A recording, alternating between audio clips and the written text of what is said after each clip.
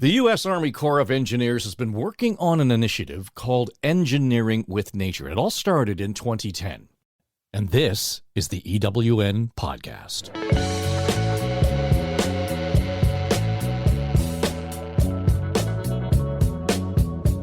EWN is developing and implementing nature-based solutions for water and infrastructure projects. It's bringing together a growing international community of scientists, engineers, and researchers from all kinds of disciplines that are committed to harnessing the power of nature to solve problems. The EWN Podcast tells their stories. Now here's your host, Sarah Thorne of Decision Partners.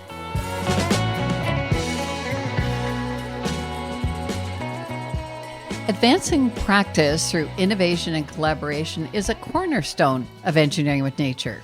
Sharing projects, demonstrating outcomes, and inspiring practitioners around the world is a really important part of advancing EWN. The Engineering with Nature Atlas series, initiated in 2018, has been a real key to showcasing the incredible work being done around the world. Today, we're here to help launch Volume 3 of the EWN Atlas. Welcome to Season 7, Episode 5.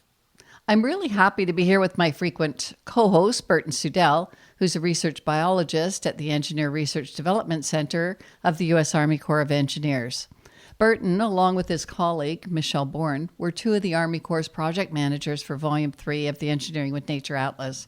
So welcome back, Burton. Hi, Sarah. Glad to be here.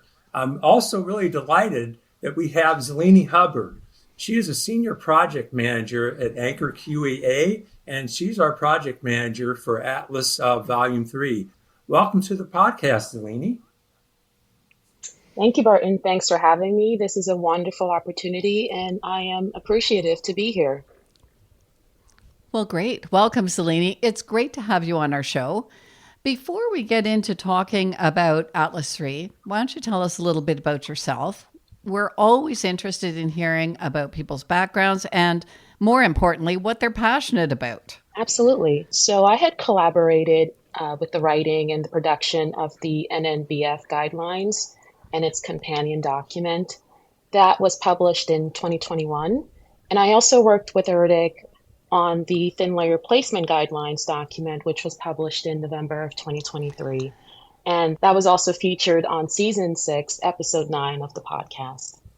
So just to remind our listeners, the NNBF guidelines are the natural and nature-based features guidelines, and they came out, as you said, in 2021. Tell us a little bit about what you're passionate about. What do you get really excited about every day? That's a big question, but I really do feel that I'm passionate about being a steward to not only my environment or our environment, but also to my community. And those are, although they're grand things, those are two themes that sort of connect throughout and extend throughout my working life and also personal life. So some ways that I help with that or integrate that is through volunteering and also just through my interconnections and interactions with people. I think, even the smallest thing has the greatest impact and contribute in many different ways.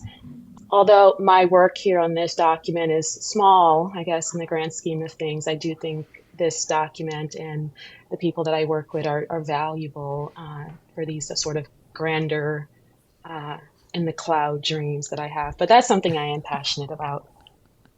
Well, thank you. That gives us a little bit of context, and I think you bring that passion to the work that you've been doing for Engineering with Nature, including your work on the atlases. So thanks for that context.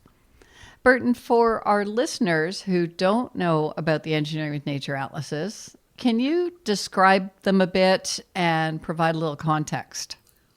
Sarah, I would be glad to. The original purpose of the Atlas series really was to demonstrate the power of engineering with nature in action. In other words, seeing is believing. As you mentioned, this is the third in the series of atlases. Atlas Volume 1 was published in 2018, presenting 56 projects around the world, exemplifying engineering with nature concepts. Atlas Volume 2 then followed, published in 2021, provided an additional 62 projects exemplifying engineering with nature principles in practice. So once one holds an atlas in their hand or looks at that ebook that they have, what does an atlas include? It includes sections that are consistent across the series, includes chapters, for example, on beaches and dunes, wetlands, islands, reefs, riverine systems, and floodplains. We also have chapters on the use of vegetation and natural materials as contributions to nature-based solutions. And we also have a chapter on the enhancements of existing infrastructure with nature-based features. It's so interesting. When you did the first one in 2018, making this coffee table book was really important to demonstrate to people that engineering with nature was actually happening. Now, and I mean, we were just talking with Todd Bridges and Jeff King about the advancement of nature-based solutions, and now it's just part of what people are talking about. It's really been quite a transition, and I think the atlases have played a big part in making nature-based solutions something that people are talking about. Burton, I know that you get a lot of feedback on the atlases when you're traveling. What are people telling you about how they're using Atlas 1 and Atlas 2? Well, interesting you should say that, Sarah. I feel like a bag lady because I really these days, I do not travel anymore without taking at least one copy of an atlas with me to share with others. And their feedback is how that inspires them to think about the possibilities of how they could incorporate nature-based solutions into their infrastructure projects. And so I think it's having a real benefit to those around the world that look and seek to incorporate nature-based solutions into their projects. Well, as many of our listeners who know you know, Burton, you're a strong advocate and salesperson for the atlases. In fact, there's a rumor that you make a royalty on every one that gets given away. So I hope Atlas 3 will be promoted as well. Yeah, I'd be excited if that happens, Sarah. I'm looking forward to getting some additional monies to help pay for my retirement. Good. Zelini, since you held the pen, as we say, on Atlas 3, can you talk a little bit about the challenge, the opportunity, and the process of putting Atlas 3 together? Sure. The process started with a call for papers or a call for projects. ERDIC had helped with pushing that information out to their wide network of contacts. And eventually we received about 100 submissions from all over the world and also all over the United States. It was a challenge, of course, distilling that information down into the criteria and also the quality that is known in the past 2 volumes of the Atlas. So that was one of the biggest challenge and making sure that it lives up to the quality of work that ERDIC is known for. Absolutely. And Burton, talk a little bit about how you and Zelini made the selections for Atlas 3. Sarah, that's not always easy. I tell you what, the selection process is something that we spend a lot of time on because we have so many submissions. But really, we look for the projects and how they address those 4 key elements of engineering with nature. What's also very, very important to us, too, is that the projects are fully completed. Okay, we do understand that there are a lot of projects in the planning phases, design phases, but we're not focused on those. It's the completed projects that we're most interested in because to be able to share those success stories of how they were designed and implemented, I think is most important. But we're also looking for a variety of projects that address and fit into those categories and sections that we have in each of the atlases in terms of reefs and floodplains and so on and so forth. So some of the key themes and some of the information that I'd like to share with our listeners about Volume 3 are the statistics related to that new volume. There's going to be 58 projects total. 37 of those are going to be from our partner organizations. 15 of those are going to be Army Corps of Engineers projects.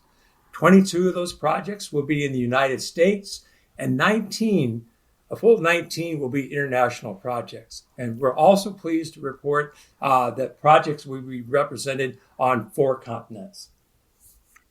It really is very expansive, and I think both of you did a fantastic job choosing projects that represent the depth and breadth and really the scope of engineering with nature in practice. It's just fantastic. So Zelini, I know that once the projects were chosen, you had to do a lot of work working with the contributors, helping them get their submissions edited so that they'd be in good shape for the publication. Can you talk a little bit about that? Sure. It was a challenge working through the process, and there were, I think, at least 70 different POCs or point of contacts that we had to work with. And you have to think also that this is also globally, so given time zones and just different communication styles as well. But one of the things I think that was most difficult was distilling that information down, because we received a lot of content in terms of text, down to about 200 words for the overview of the project and about 100 words for each EWN feature. That was a hard thing to do because we want to make sure that the atlas is readable and it's also digestible, not just to a technical person, but also to a lay person who would like to pick it up and learn more about engineering with nature and what's going on around the world and nationally. And let's not forget, and not lastly, but it's a visual document as well too. So making sure that we receive quality images. Absolutely. And I think that what you've come up with really reflects some of the very best examples of engineering with nature applications around the world. I have to tell you, I spoke with Jeff King, lead of the Engineering with Nature program at the U.S. Army Corps of Engineers, and he was extremely complimentary of the quality of the projects that were chosen and the caliber of the project leads. Atlas 3 really reflects the best of the best work being done by colleagues across the Corps of Engineers and around the world.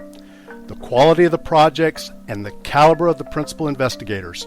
It really was a hard task of just choosing 58 projects for Atlas Volume 3. With Atlas Volume 1, that was a time when we were really reaching out to identify projects that could be included in that publication. And as you might recall, we used every one of the projects that we received. But Atlas Volume 3 was totally different. With Atlas Volume 3, you could tell that people really were moving out on engineering with nature. And so with this request for projects in Atlas Volume 3, we were limited in choosing only 58, and that made our job so much more difficult. It was exciting, but at the same time, we knew we couldn't include all of them. Indeed. I too was really impressed with the quality of the projects. I did have the opportunity to talk with 5 of the contributors as we were preparing for this episode, and I'd like to share some of those conversations. First up is Kathy Lear, who's a senior habitat biologist at Clallam County in the North Olympic Peninsula in Washington State.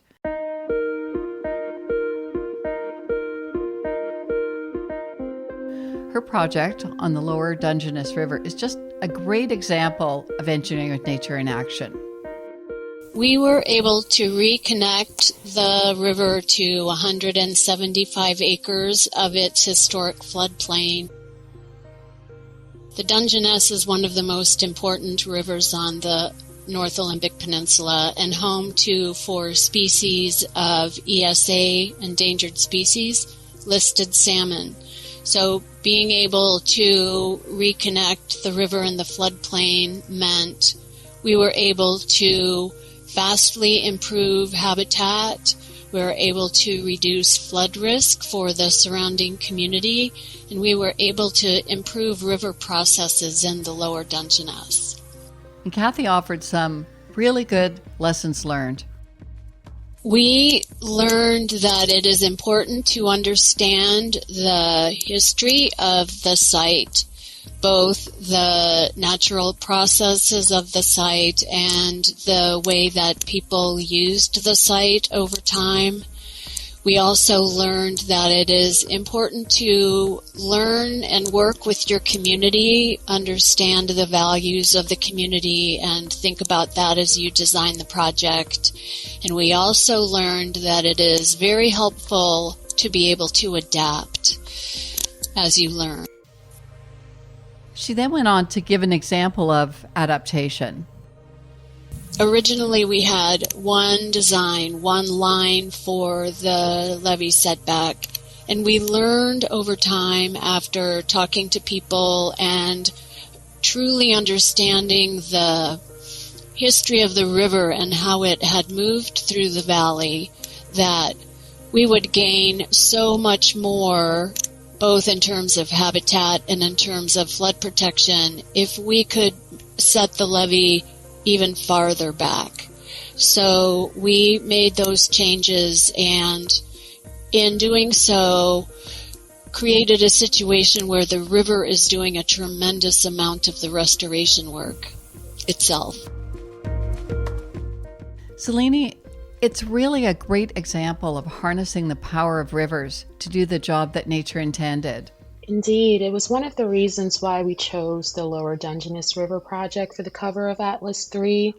It really is a stunning overhead shot of the floodplain, and the project covers the partnership between the Army Corps of Engineers and also the indigenous tribes of that area. And it really is a wonderful project that goes into reconnecting the floodplain to its historic footprint to benefit, the surrounding community and ecosystem. I went on to talk with Mary Kate Brown, who's the Assistant Cultural Programs Director for the Nature Conservancy in Alabama. And as many of you know, the Nature Conservancy is a national and international organization that works in all 50 states and almost 80 countries internationally. I asked Mary Kate to talk about the Lightning Point Restoration Project and why it was so important to include it in Atlas 3. The Lightning Point Restoration Project that is located in the southwest corner of Alabama, in the southwest corner of Mobile County, and is one of the largest coastal restoration projects that the Nature Conservancy has ever done. This project was funded by the National Fish and Wildlife Foundation Gulf Environmental Benefit Fund, and it was done in 2 phases where it included a lot of different components. Land acquisition, engineering, design, stewardship, and then finally the construction. When we jumped into it, I think we kind of went in with an open mind just to try to figure out how can we protect the community waterfront, really the gateway to Biologist. The Biologist has succumbed to multiple years of hurricanes, many years, like decades, and also has a lot of impact from the Deepwater Horizon oil spill. And that area just never seemed to recover. So we were coming in there, helping rebuild our community waterfront. We built 600 feet of shoreline that lost over 100 years, and bringing in an engineer and key stakeholders to make it a more full project that just didn't start just to do shoreline restoration, but it was to improve the community, the ecosystem, and the economic, because Biologist is home to one of the biggest seafood processors along the Gulf of Mexico, and also shipbuilding. We have multiple shipbuilding industries here, and then multiple generations of fishing families. For example, the mayor of Biologist is a 5th generation official that has been serving for the town. So he's got strong ties to that, and just multiple generation families. So really protecting that cultural and heritage was also important for us when we put together Lightning Point. So with all of those objectives for Lightning Point Restoration Project, I asked Mary Kate to share what she and her team had learned. Really engage the community, really grab in the people who are going to use that site. With a public accessible site, one of the main access points for that area. The other thing is be innovative, incorporate a lot of different components She talked about the power of integrating gray and green infrastructure. We use both green and gray infrastructure components. And while they do those green infrastructure sometimes works great by itself, and the gray works great by itself, but when you mix the two of them together, they work fabulous, I think, beyond their potential. For example, we survived 4 hurricanes in the active season of 2020, and one of them was actually 1 in 25 year type of storm, just 3 months after we finished construction, and the site survived. It was just really fabulous, thinking long term. Her last piece of advice, I think, will really resonate with a number of project leads. Engage the marine contractor, the people who are actually going to build this project. Get them involved in design because they're the ones that are going to be building it. You want to make something that's feasible with construction, something that's not so far-fetched, because sometimes you have beautiful designs or restoration projects, but you want to be the practical within the budget. And that's one of the things that I think made this really successful, that we incorporate a lot of the marine contractors' expertise of how would you pump in the dredge material, how would you build these breakwaters, how would you build this, is this the right alignment, would this be difficult to build, because that really drives the price in a lot of construction these days, is the labor and the time to put it. But if you make a project that's efficient to build and also serve the public good, as well as meeting the purpose of restoring the shoreline, it always ends up being a successful project in the end. That's such great advice from Mary Kate. Any project team working on coastal restoration is very, very important to work with all of your stakeholders, not only often, but early, if at all possible. So it's great to have this opportunity to have talked with Mary Kate. This is a really good example of how the Nature Conservancy and others are integrating nature-based features and nature-based solutions into conventional infrastructure, and working hand in hand with stakeholders such as the marine contractors to get their input onto design, not only to ensure that it is feasible going forward, but maximizes those benefits, those triple bottom line outcomes that we seek, incorporating environmental, social, and economic benefits into our Engineer with Nature projects. Yeah, absolutely, Burton. Thanks. And an important contribution to Atlas 3, I think. My next conversation was with Sam Belzec, who's a biologist and a planner with the U.S. Army Corps of Engineers out of Chicago District. Sam is on maternity leave, but she kindly agreed to talk with me about her project. The Fort Sheridan Restoration Project was important to include because we felt that it was a great example of some of the Engineering with Nature principles. It was holistic and science-based, innovative and sustainable and collaborative. As far as like the holistic standpoint, this project was a restoration of the ravine and down into the coastal system out at Lake Michigan, and actually in the water as well in the lacustrine zone. So we took a approach of looking at the ecosystem from an upland to the underwater. So it's all connected once it's together, and things that happen in the ravine influence Lake Michigan and that habitat. There's sediment that's getting poured out. There's trees that erode and fall in and get flushed out into the lake that can be then used as habitat. Lake Michigan is washing, and waves are washing into the stream, into the ravine, pulling material out. So using that holistic approach, you're able to create a sustainable and successful restoration project instead of it just being compartmentalized. Sam was clearly passionate about this unique project site. And a really neat thing about this project site is it does start up in the ravine, goes down to the lake, and if you have a chance to take a walk along the trails on the top of the bluff, you can actually walk down some stairs that were created, and you look out east, out over the lake, and you see this beautiful view of a natural retaining wall kind of holding back some of the ravine with these large limestone stones with little crevasses and nooks and crannies. You see out there's the water flushing into the lake, and some nice cobbles and things, and every once in a while you'll see a tree kind of, getting flushed out too. But it just really encompasses this whole upland to underwater standpoint that I really enjoy. And I loved what Sam had to say about her key learnings and the passion that she has for her work and the project. It's a wonderful project. I agree. Listen in. Change is okay. Dynamic environments are okay. This is a very coastal system. It changes all the time. It's very dynamic. The coastal environment is constantly changing. So when you're looking at creating a sustainable restoration project, you don't want things to stay in place. It is okay for materials to move and shift. The natural use of materials, the native limestone that we used in the reefs and in the ravines, they can shift over time, and that is okay. A lot of times engineers get caught up in this mindset of things are installed, they stay. But that's not the case when we're working with nature. It changes all the time.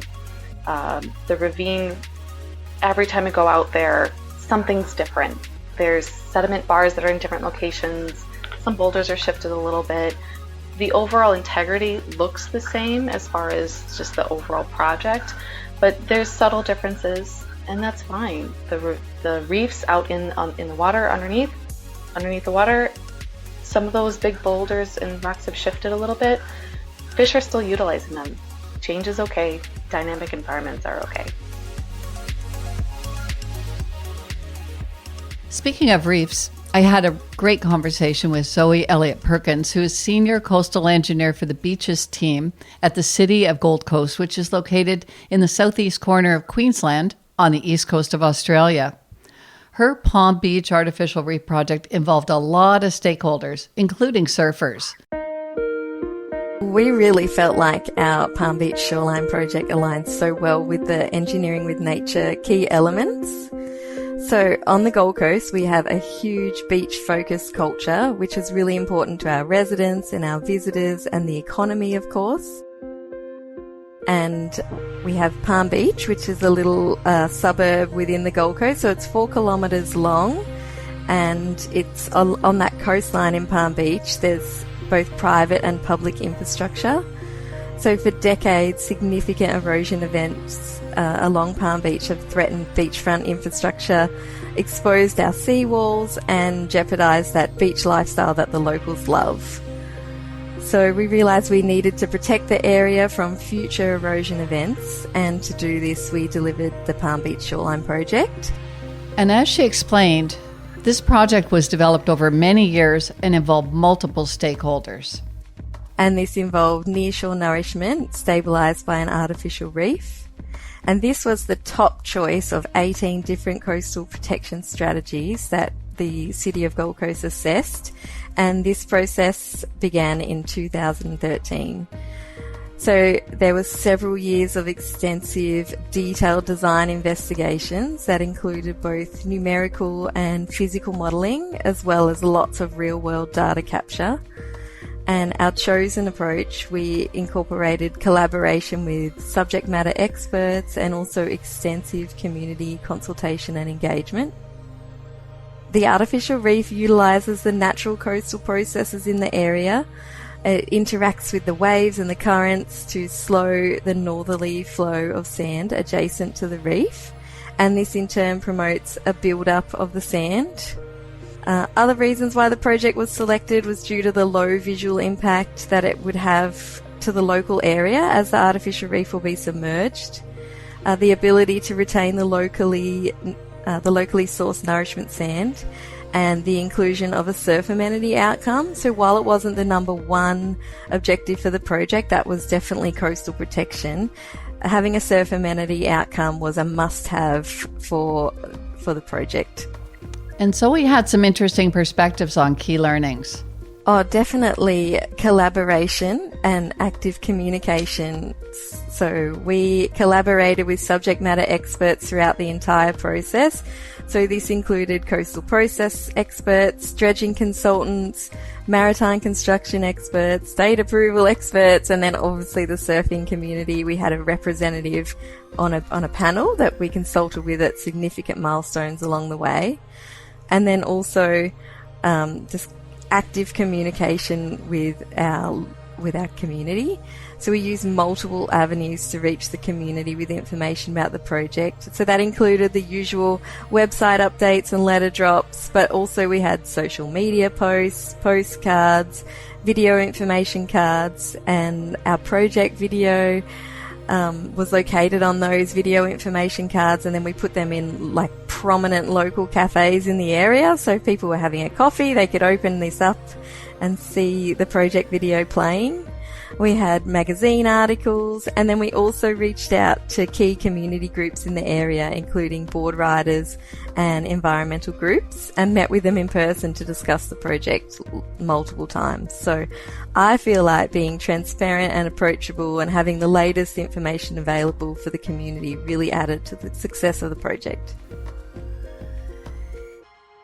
Well, Sarah, this is a great example of when I travel overseas to continue that outreach related to engineering with nature, to have been invited to participate in a conference in Australia a few months ago. I had the opportunity to meet Zoe, and she approached me about this project. And I said, this would be, I think, a really good project for us to consider publishing Volume 3 of the Atlas, because it seems to incorporate all those elements of engineering with nature that we seek. And what was really good about this project is all the diverse stakeholders, the community of stakeholders that were involved and needed to be engaged in this project, because there were so many different facets of the project. So to keep them engaged for many years, over a long period of time, I think was a really good part of the success story that they had for this project. And a good example for our listeners to think about how they can incorporate and meaningfully engage stakeholders in their projects. And one of the reasons that Zelini and I thought should be incorporated into Atlas Volume 3, and that we talk with her. Well, it sounds like an amazing project incorporating nature-based solutions to construct this critical artificial reef. And to your point, Burton, the outreach and engagement on this project is really impressive. It went on for many years, so our hats are off to them. My last conversation was a bit closer to home. I spoke with David Johnson, who's project engineer and current acting team lead for the waterways section of the Huntington District of the U.S. Army Corps of Engineers. I asked David why it was important to include the Bonanza Bar project in Atlas 3. The Bonanza Bar project is a site between Ohio River Mile 353 and 354, where the district is beneficially reusing dredge material to create and maintain an ephemeral bar near the Kentucky bank line, with the intent of leaving space between the bar and the bank line to sustain back channel habitat in the slack water behind the bar. The river at this location is considerably wider than areas just upstream of where this bar is located. That results in an area of reduced velocities and the formation of sound waves in the navigation channel that have to be dredged to maintain the channel. So placing the dredge material on the adjacent bars resulted in a constriction of the navigation channel. And as I understand it, that's resulted in many benefits. Since 2016, we have experienced a decrease in the quantity and frequency of dredging needed at this location, which the district attributes to the increased velocities within the navigation channel caused by the constriction. I tell you what, Sarah, we were really excited to be able to meet with David and his colleagues at the Huntington District a few months ago, when we had a chance to see the Bonanza Bar project up close and in person. And so it's a really great example, not only the beneficial use of dredge material providing multiple benefits, but I think what's important for us is how we can keep the sediment in the system to take advantage of natural processes to continue to provide environmental, ecological, and social benefits throughout our beneficial use projects within the Army Corps of Engineers. I agree. It's a great project. So Burton and Zelini, I only had the opportunity to speak with 5 contributors, but I have to say each of their projects was really, really compelling. What can you tell us about the rest of the Atlas 3 projects? All 58 projects really do provide an interesting example or examples of how nature-based solutions are being applied to a broad range of challenges. And I think it's a real feat that you have the work of many distilled down into a digestible and readable document. I think your listeners will find that Atlas 3 is a tremendous resource, and I hope they enjoy it. And Zelini, I would add to that, and inspirational. From beaches and dunes to wetlands, islands, and reefs, and enhancing conventional infrastructure. I think listeners will find wonderful examples of how nature-based solutions innovatively and creatively are being incorporated by project teams around the world who are looking for new and better ways to integrate nature-based solutions in solving important challenges, particularly related to natural hazards. Many of those natural hazards, particularly that we are finding in common, are all related to climate change. I would like to also add, I think for us, which is really important, is this idea of strategic communications and how important they are as a linchpin of our success here through Engineering with Nature. Through channels like the Engineer with Nature website, the Atlas series, and now the Engineer with Nature podcast series. What we want to do and what we're striving to do and continue to do going forward is sharing best practices worldwide, inspiring actions in others, fostering the confidence in our collective vision, encouraging others to incorporate nature-based solutions into their infrastructure projects. What's important for us, too, is to be able to document the diverse benefits of Engineer with Nature approaches. It's essential for driving progress, not only in the U.S., the Army Corps of Engineers, but also worldwide. All of these communications pieces are so important, and the Atlas is a really, really significant example of all of the work that is being done by brilliant scientists, engineers, biologists, landscape architects, social scientists, many, many others around the world. And I think the more examples we have, the more Engineering with Nature and the application of nature-based solutions becomes commonplace. So it really helps advance the objectives of Engineering with Nature. So thanks for mentioning that, Burton.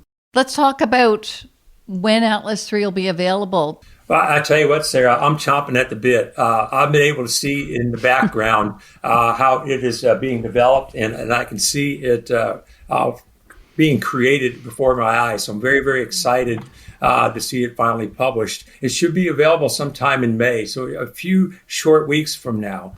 And so once it is made available, listeners will be able to find it as an ebook on our Engineer with Nature website. But if they prefer, on that same website, we will give them an opportunity to request a hard copy that we will be able to send to them. That's great, Bert. Now, we'll make sure they include details in the show notes. And certainly anybody that's going to run into you, and as soon as it's published, they can expect you to be carrying autographed copies. So one way or the other, people can get a hold of this amazing atlas, which, to Zelini's point, it's also a really beautiful piece of work. Beautiful photography, beautiful examples. It's just an amazing piece of work. So, Zelini and Burton, I personally want to thank you for all of your hard work on bringing these stories of all these amazing projects to us in Atlas 3. It really has been my pleasure to have you both on the EWN podcast to give us a bit of a preview and really share your excitement about what's in Atlas 3. I'm looking forward to the release of Atlas 3, and I'm hoping I get an autographed copy. Thank you, Sarah. This has been a wonderful opportunity. I am grateful to be able to present my viewpoint and to just chat with you guys on this document, which I think will be a wonderful resource to everyone. And I hope they do enjoy it. Thank you again. And Sarah, as always, thank you very much for allowing me to co-host this episode of the podcast. And Zelini, thank you so much for joining us today, and appreciate you sharing your insights with us. Thanks, Burton. And before I sign off, a final word from Jeff King. Thanks to Zelini and Burton for their leadership on this project. I also want to thank Courtney Chambers, Amanda Treidinger, Michelle Bourne, and our USACE technical editor, Emily Moynihan. Also a special thanks to Ram Mohan with Anchor QEA, and every one of the Atlas 3 contributors for their truly first-class effort. So big thanks to all of you. And my personal invitation to all of our listeners to check out the new Atlas Volume 3 and all of the wonderful work being done. Atlas 3 will be available in May of 2024, and I must say it is a truly worthwhile read. And I hope all of you, our listeners, will be inspired by the projects that you see. Thank you, Jeff. And to all of you, thank you so much for listening. We hope you've enjoyed this podcast, and we hope you'll join us again as we talk about engineering with nature. You've been listening to the EWN podcast, developed by Sarah Thorne and Jeff King, National Lead, Engineering with Nature Initiative, U.S. Army Corps of Engineers. Now, for more information, you can visit our website, engineeringwithnature.org. The EWN podcast is produced by Eye Contact Productions for the Engineering with Nature program within the U.S. Army Corps of Engineers. I'm Dave Trafford.